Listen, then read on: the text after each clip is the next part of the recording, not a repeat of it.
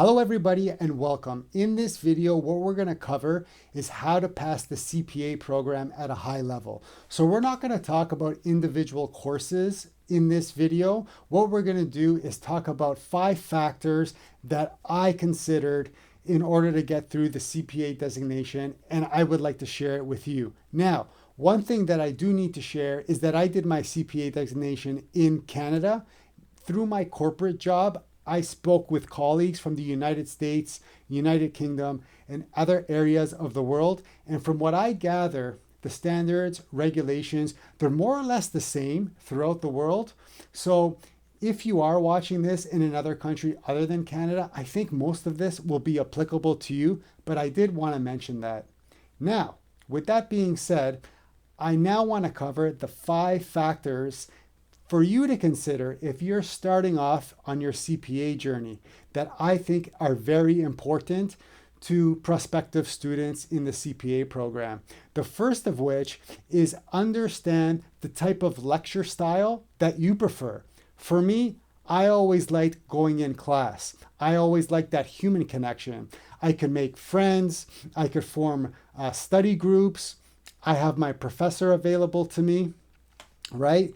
And I think just holding myself accountable that I needed to be in one place at one specific time on a weekly basis, that really made it easy for me to attend class and stick to that schedule, right? But other people might prefer online. There's no right or wrong answer here. If you're the type of person that you like the flexibility of online learning, maybe you want to break up the lecture into segments throughout the week and watch maybe 2 hours at a time, then hey, if that works for you, then do that. For some of you, you might be in a remote area. So if you are in a remote area, you might not have the opportunity to go in class, and online might be your only option. But for most people, you will either have the option of online or in class. For myself, like I said, I like that human connection, but you might be disciplined enough where you could do it online by yourself at your own convenience. So just think about that. Which type of lecture method is better for you? So that's factor number 1. Factor number 2 to consider is your mentality. So when you talk about the mentality of the CPA program, there's 2 things to mention.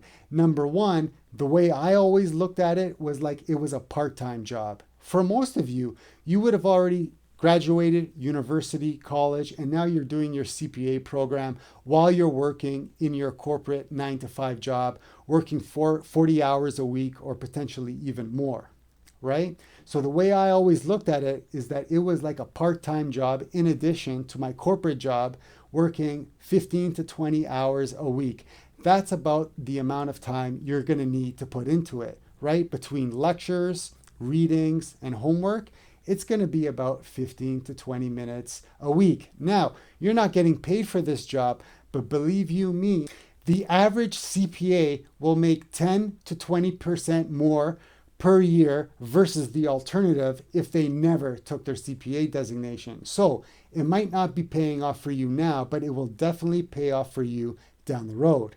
The second item to consider when talking about mentality, and this is a cliche that's used quite a bit, you've heard it before, I'm sure, but the CPA designation, it's a marathon, it's not a sprint. So you might do really well in one course, you might struggle in another course. Heaven forbid, maybe you got to take a course over again. That might happen, but either way, if it goes very smooth for you, or if you do have bumps in the road, either way, it's going to take you years to finish your CPA designation. So it depends on if you have to go back and do some university credits or if you go straight into the CPA program. But either way, it's going to take you 2 to 3 years if you do it straight, or maybe 4 or 5 or even longer if you take your time with it. So those are the 2 mentality items to remember when taking your CPA designation. Now, the third factor to think about when doing your CPA program, and again, this is a very basic concept, is do your homework. When you're in class, especially if you're doing your university credits, but even if you're in the advanced parts of the CPA program, your lecturer or your professor, they're going to go through multiple problems during the lecture. So there's about 5 to 10 in-class problems that your professor is going to do every lecture. I always said that if the lecturer is taking their time to go through a problem from step A to step Z, go through the entire problem, that this is probably something that I need to study and I need to know very well, because this is probably what I'm going to see on my exam, right? So these in-class problems, as well as the lecture slides, go over these, know these very well. Also, you're going to be assigned homework questions from a textbook, could be a physical textbook, or most textbooks now are online, right? There's typically a lot of volume in these homework questions. What I would say here is no need to go over every single homework question, but do focus on those areas that you are struggling in. So for example, when I was doing financial reporting, lease reporting or lease accounting was very difficult concept for me to understand. So I did a lot of homework question on lease accounting to get me up to a certain level to which I felt as if I was comfortable. Before we go on to factor number 4, there's one thing that I want to mention to you. Hello, everybody. If you're starting off on your CPA journey, chances are you're going to need to learn Microsoft Excel if you don't already know it. And if you do need to learn how to use Microsoft Excel, the good news is that I got the course for you. I have over 100 different lecture videos individually bookmarked so that you can learn at your own pace. So for example, if you wanted to learn about VLOOKUPs, I have a couple of videos on VLOOKUPs. If it's pivot tables that you're after, I have an entire chapter on pivot tables. So if you'd like to accelerate your knowledge and go from beginner to advanced in Microsoft Excel, my course is the course for you. The link is in the comments section below.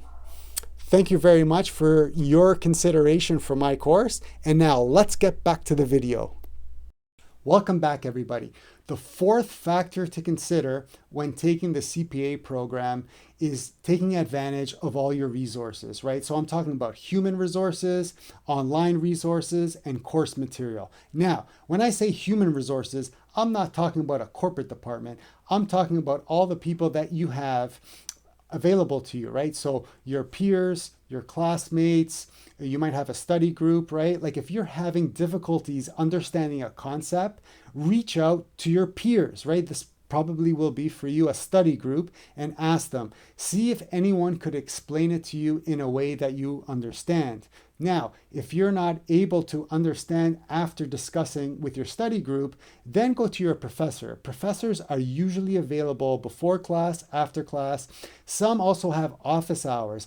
I remember, I'll never forget it actually, one of my professors, I called her Friday at 6 p.m. Now, don't ask me why.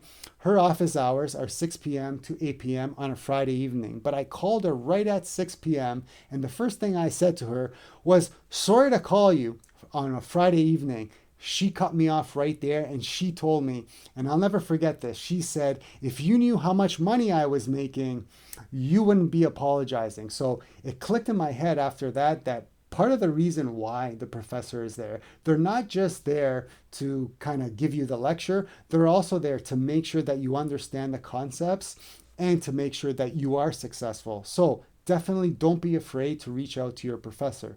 Now, for online resources, this is pretty self-explanatory, right? You go online, you have Google available to you, Gemini, ChatGPT, YouTube.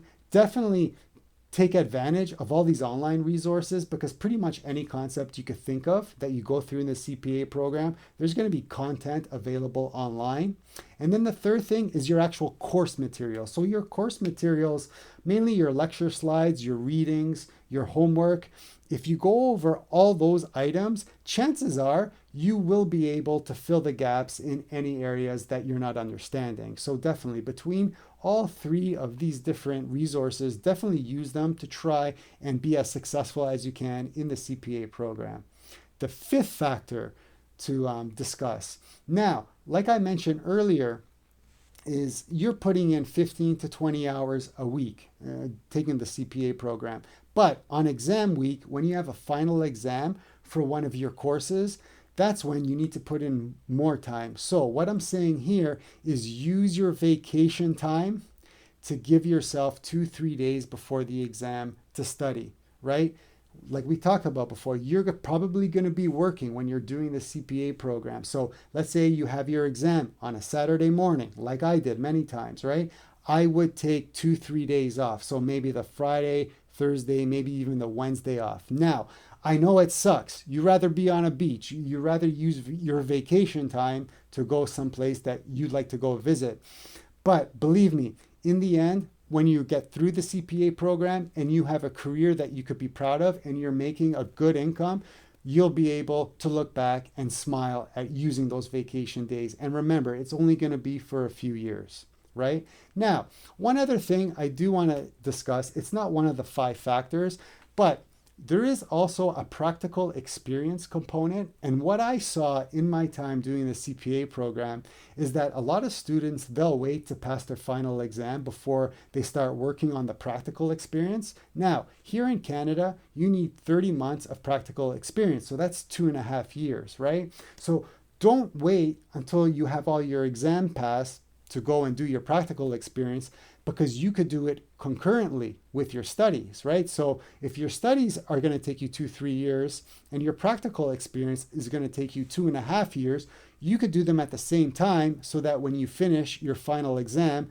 you're officially a CPA and you could put the letters at the end of your name, right? So the practical experience component, you're going to need to reach out to your mentor, to your manager, and they're going to have to sign off on practical achievements that you fulfilled within your career, right? So work with them in order to gain that experience. So that brings us to the end of the video, guys. What do you think about it? Maybe go in the comment section below and let me know. Was this helpful for you? I really hope that it was. These are the 5 factors that I took with me throughout the CPA program to be successful and ultimately pass the course. And I hope that this is helpful for you and you could take them as well. So guys, this brings us to the end of the video. I hope you enjoyed. I hope you learned something. And as always, keep fit and have fun.